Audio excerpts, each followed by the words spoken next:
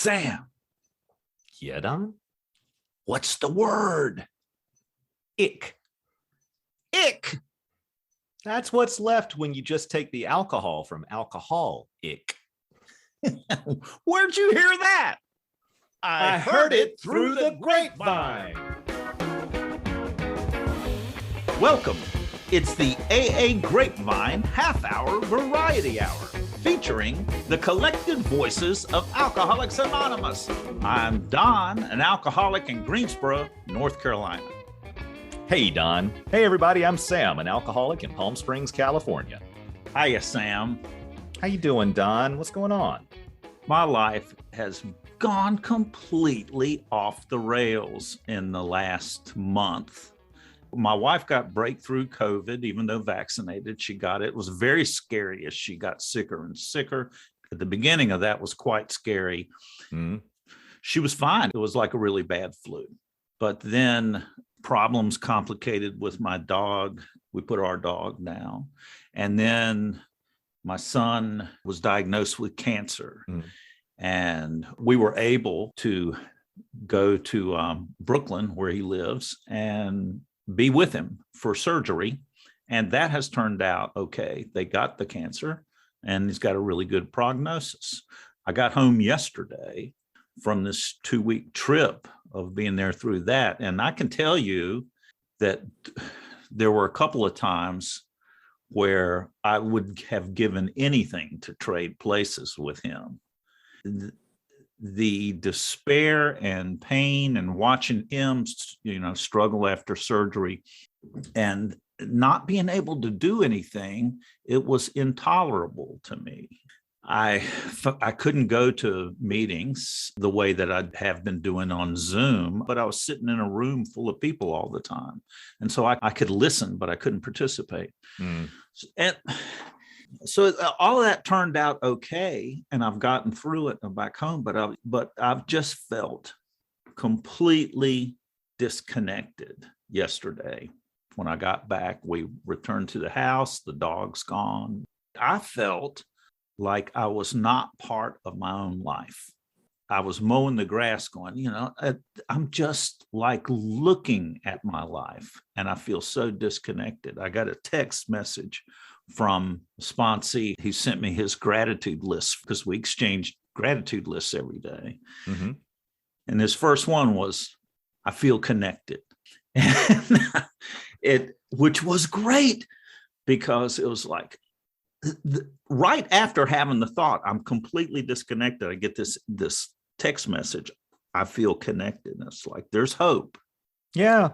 Instantly you're making me think about that bit about, there comes a time when we may even get to a point where we refuse to pray. We can't pray, but then we look for the willingness to pick it back up when we can. Yes. Have you been to there? Oh God, yes. Yeah. I mean, last year when my mother died unexpectedly in February of 2020, it was going through the motions. It was going through the motions. Yep. I'm doing what's in front of me, and I'm being as mindful as I can about how I do this. And I guess that's the biggest thing, Don, is that with the experience I have in recovery, the way I would have handled that situation before recovery would have been such a mess. I guarantee you I would have been drunk, but even if I didn't drink, I would have been so making it all about me and making just so much trouble and just discontent for everyone involved. Obviously, it's not a happy situation, but I was able to move through it gracefully. And at what point did you feel that like you got connected again? Gosh. Did it take a while? I would have to say it did take a while, but that's also because I was completely thrown off because COVID hit. So, she died in the middle of February and COVID shutdown was in the middle of March. And so, I didn't have access to my routine. Whereas, in the situation you're in, you're back home, you've got a routine that you've already established that is available to you to jump back into. the Zoom meetings and the Yes. regularity of those and things like that. Yes. So, that may help you It's already helped. find your connection quite faster. Yes. Yeah, it's already helped. What's interesting about it is that I've had enough experience. I've been sober long enough that I knew that this would pass. Mm-hmm. And I certainly knew that drinking wasn't going to do anything to make anything better. Yeah. So this simply is not an option for me. But I felt like a kind of despair because all of the tools of AA were not touching it. And ever since about 3 years ago, I had stroke and came up against my own mortality. And so for the past 2-3 years, it's been incredibly easy for me to draw a white line along what is something that I can have an effect on and something that I can't. And I have not sweated the small stuff one time in the past 3 years. And it had become very easy for me to identify what I need to let go of. And I had gotten really good at it, dare I say, cocky about it, because when I hit this, even though intellectually I knew that I could not control this situation, when it was my son, it was intolerable for me to let go. And so emotionally, I could not let go, even though intellectually I knew there's nothing I can do. And the best thing for me to do is to let go and be here for everyone. Yet I couldn't do it. And that was scary and disappointing. And I felt like a recovery failure. And here's where I'm going to reach through the Zoom screen and kind of smack you upside the head and say, you did fine. You did just fine. First of all, you didn't drink. Yeah. Second of all, you didn't pull your world down around you. You moved through it as the best you could. And because of the experience that you have in recovery, you actually moved through it a lot better than you would have without that. Yeah. So, thanks, Sam. Yeah. We're not guaranteed puppies and unicorns in recovery. We still get life, right? Yeah. What happens is we get better at living it. So, well, today, Sam, we have a guest who is perfect. Who's perfect in every way. I'm thinking like the male Mary Poppins here, like perfect in practically every way. Actually, we don't know that at all, but let's find out. Good idea. Say hello. Hi, guys. It's great to meet you all virtually. My name is Elliott B, and I am an alcoholic. I'm grateful to be a member of AA. Elliott, thank you so much for joining us today. Elliott, I'm so glad you're here. When did you get sober? I got sober November 21st, 1995, and I always joke that I had drank legally about a month and a half. So I was 21 years old when I got sober. Oh, wow. Drank legally for a month and a half, but I have a feeling there was a lot of drinking before then. Yeah. Good. We have a good and proper alcoholic here. Yeah, that's right.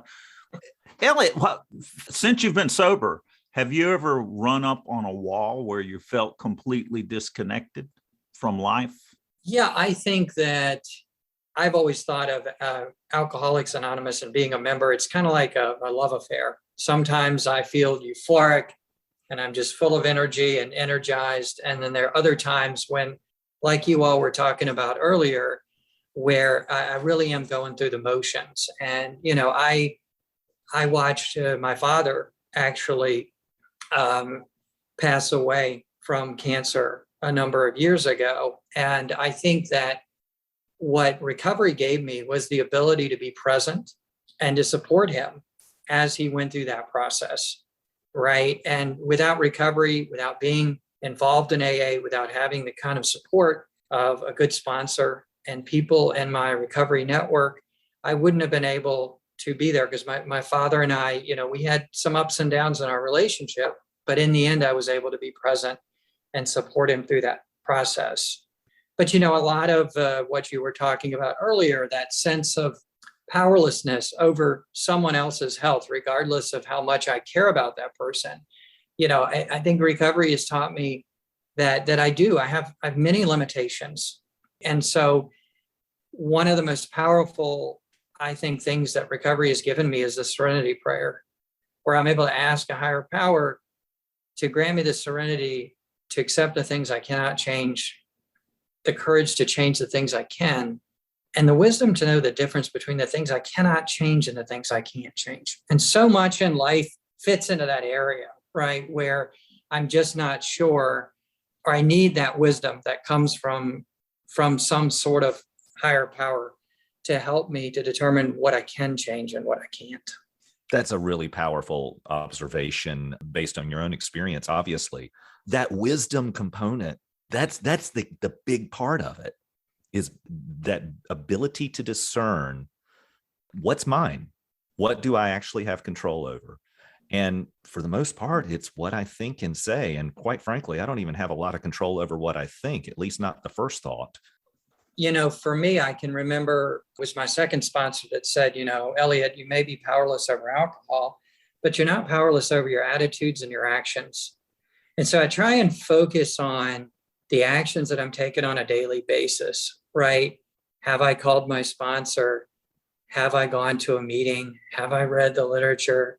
Have I prayed? And most important action is the one of not taking that first drink, right? Regardless of what's happening. And that really helps me.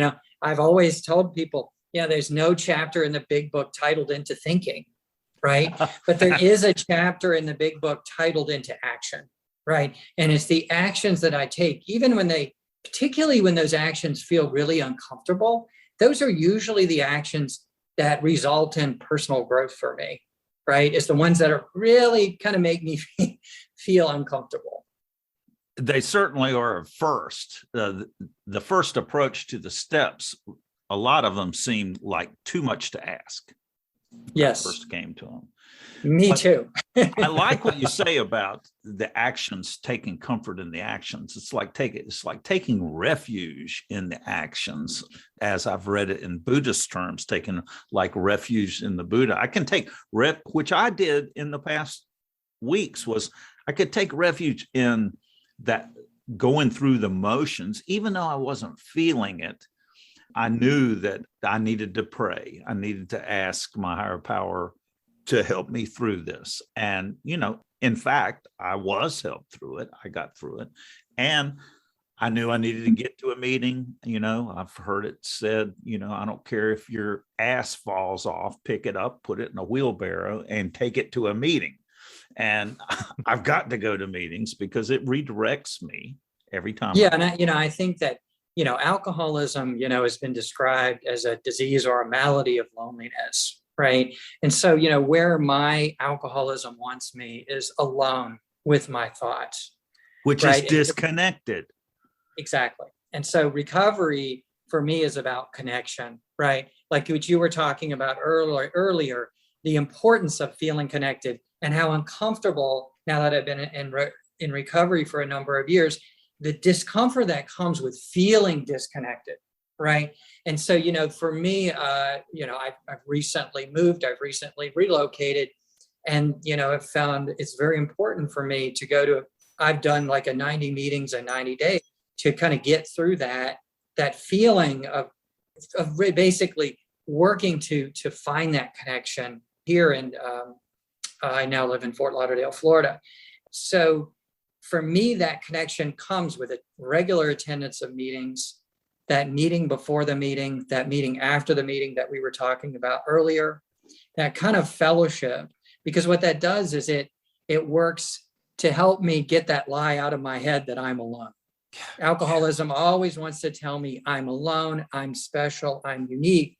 And what the fellowship does is helps me to realize and really kind of internalize the fact that I am among many friends that have had had to face many similar kinds of problems in life, but also real triumphs in life. We get to experience both of those things together and stay sober. We absolutely do. And I feel like as a member of Alcoholics Anonymous, I've got a leg up on the rest of society because I've got this instant connection. Virtually anywhere I go, I can find my people and we already know each other. We may not have met Absolutely. yet, but we know each other. Community. Yeah. And, we have these, I learned early on about the importance of our three legacies, right? We have these three legacies of recovery, unity, and service. And I can remember learning that, it was important to get involved in service in Alcoholics Anonymous, because without service, there would be no unity. And without unity, we don't have recovery. Service brings us together, right? Service helps me to develop some discipline. And, when I got here, I really wasn't disciplined. I wasn't reliable. I would tell you when I was drinking, oh, I'll meet you at a certain place at a certain time, and I wouldn't be there. But getting involved, even if something as simple and quite frankly, as rewarding as being coffee maker in a meeting, right? It helped me to learn the importance of showing up early, introducing myself to people. And that goes back to the importance of that connection. Because if I'm willing to show up early and participate, then before I sat down to enjoy the meeting, I already begin to, that sense of connection kind of comes over me, right? That's beautiful. Yeah, absolutely. I loved how a former DCM that I used to work with, district committee member, told me that the service of putting away the chairs or making the coffee or those things, that's where the opportunity to talk with another alcoholic starts. Because it's really hard to do that in silence if you're working with other people, you wind up chatting. God is in the bottom of the coffee pot. You need to clean the coffee pot.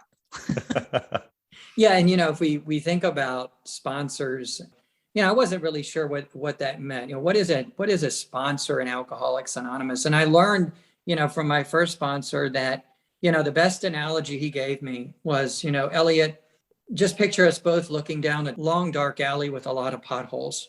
I've walked down that alley and I know how to get around all those potholes, right? And so I have that experience through working the steps, through living sober. And my job is to share that experience with you, right? To share where the potholes are. But then your recovery is your responsibility, and you may, through your own free will or decisions you make, you may end up stepping in some of those potholes. But my job as a sponsor is to kind of show you where they are. But what a wonderful gift, because my sponsor doesn't make me feel judged or, he's just another equal. Isn't it so cool in AA that we are a society of equals? Whether I've been sober 25 days or 25 years, neither of those time periods make me any better or worse than anyone. It just takes one drink to get me back into the mess I was in. Same with the guy that's 25 days, right? We're both alcoholics, just plain old alcoholics. Yes. Elliott, so one place that we're all alike is that we all depended on alcohol to be the solution to everything at some point. It certainly was for me, I thought, for a long time. Yes. And in fact, it really did work for me wonderfully for a long time. But what shifted? Can you describe what happened inside of you that shifted to where you went? It's a good idea to go to Alcoholics Anonymous and get sober someone else's way. Boy, that is a great question, right?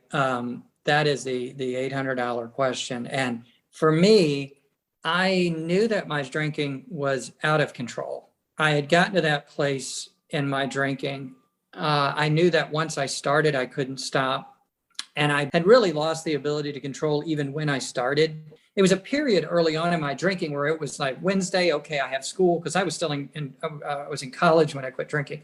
So, I knew I had a big test the next day and I wouldn't drink. But then it got to the point where I would have that big test the next day and I would drink anyway and wake up thinking, goodness, how did this happen? And so for me, I got to this place where I was just so tired. I came to the realization, I had an epiphany as an active alcoholic that booze was running my life, that all the decisions I was making, I was always planning around my drinking, and I was miserable. I felt like I had lost complete control of my life. I would make a promise to myself to stop drinking. I would be able to abstain for a week, maybe, or two, and then I would get spun so tight, kind of that insanity that we talk about in our literature that precedes the first drink I would go get a bunch of liquor and I would go out for 3 or 4 days and end up on a beach in North Carolina. And I was in Virginia at the time, right? So, Surprise. yeah, that's not fun. Or I would wake up, I would come to in an automobile accident being, greeted by a police officer that I was on a first name basis with. That's never good when you're at least for me, it wasn't good to be. And he was a very kind man, but he was tired of picking me up from my weekend altercations. And so what happened to me was there was a man that I knew that had gotten sober in AA that lived in the neighborhood. And he went from being a really mean, kind of nasty guy to a really kind, gracious person. And I asked him what he did. He told me, he went to AA, but I can remember telling him, now he lived, right up the street. I said, I think I might have a problem with my drinking. And his response was, well, the whole neighborhood thinks you have a problem. So clearly I was the last to know, and I came to that place where I knew I was in a lot of trouble. And because this man he was really what we would call in AA kind of my big book, right? He showed me through the way he was living sober, that it really attracted me and wanted me to learn more about what AA was about. And from there, I ended up going to my first AA meeting. Wow. Great. Thank you. I got chills. So since you've been sober, can you share with us at one point where AA asked you to do something that seemed impossible or ridiculous, and then you did it and got on the other side and found out, oh, this does make sense? Because somebody new in AA, this seems kind of daunting, these steps, some of them. Yeah, well, they're kind of two examples, and it just depends on how you would approach it. The first one was in early recovery.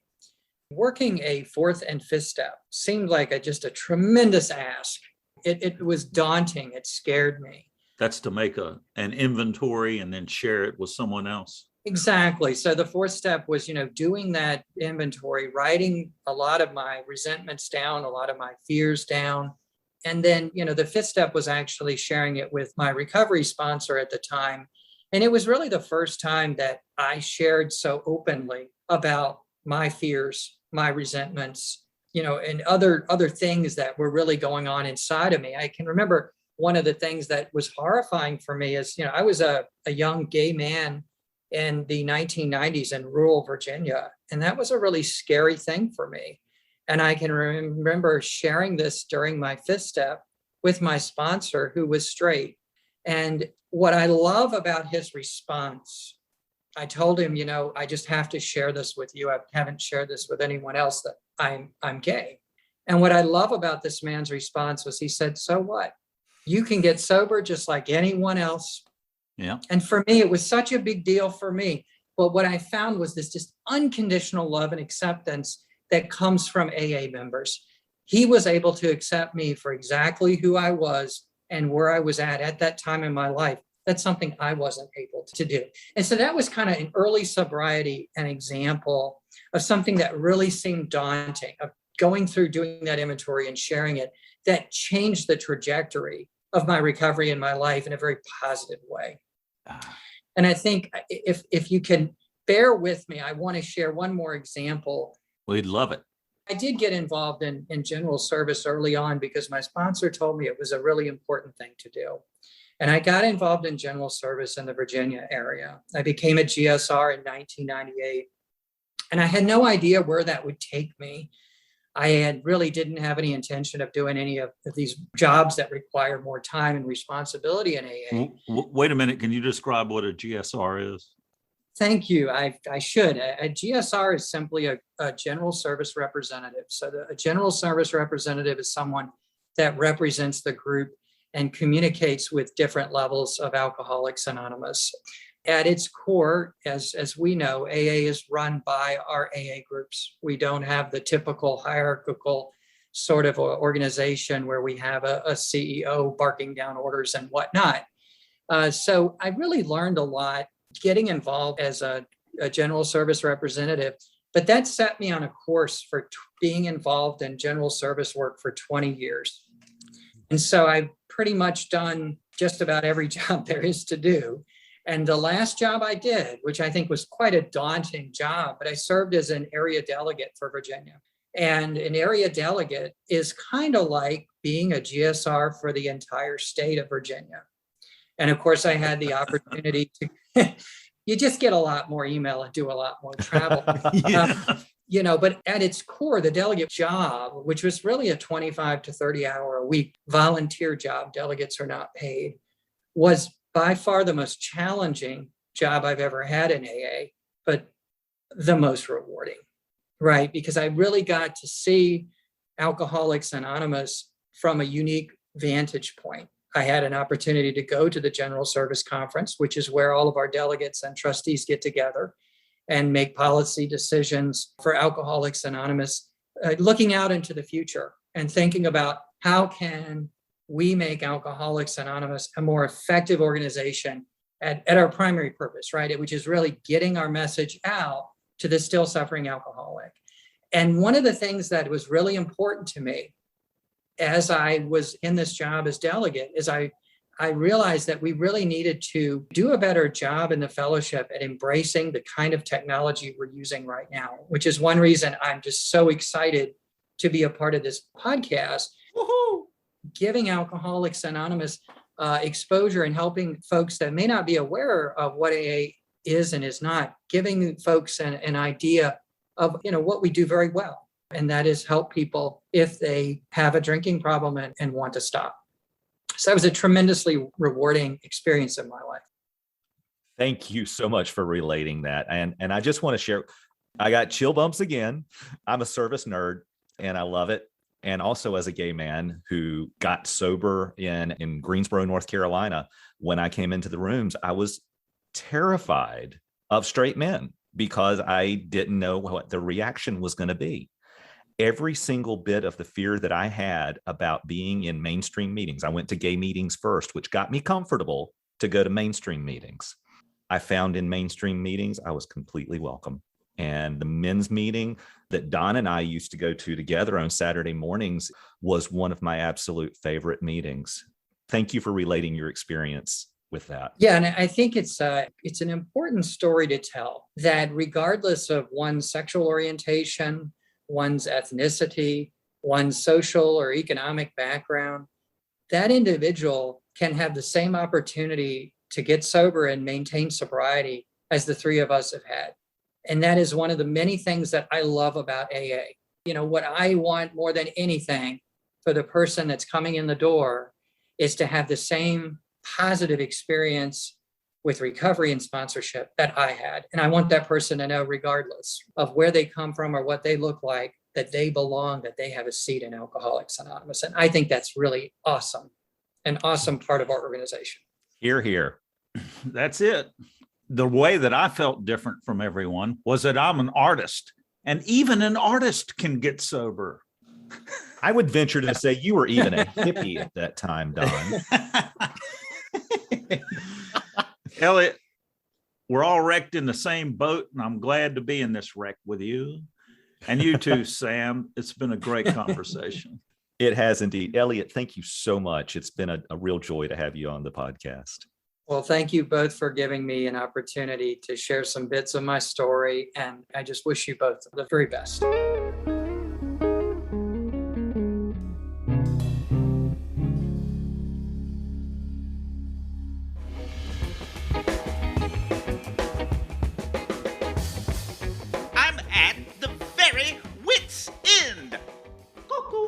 A drunk walks into a bar and swallows a boomerang. The bartender throws him out 47 times.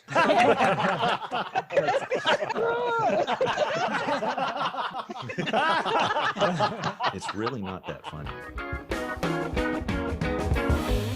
Thanks for joining us. The AA Grapevine Half-Hour Variety Hour is posted every Monday and is produced by AA Grapevine, Inc. We don't speak for AA as a whole. We share the experience, strength, and hope of members to help others recover from alcoholism. Podcast info, including how to call in, is at aagrapevine.org/podcast. Find AA Grapevine on Instagram and the AA Grapevine channel on YouTube. All things Grapevine are available at aagrapevine.org. If you want to know more about AA, Google Alcoholics Anonymous and your city or visit aa.org.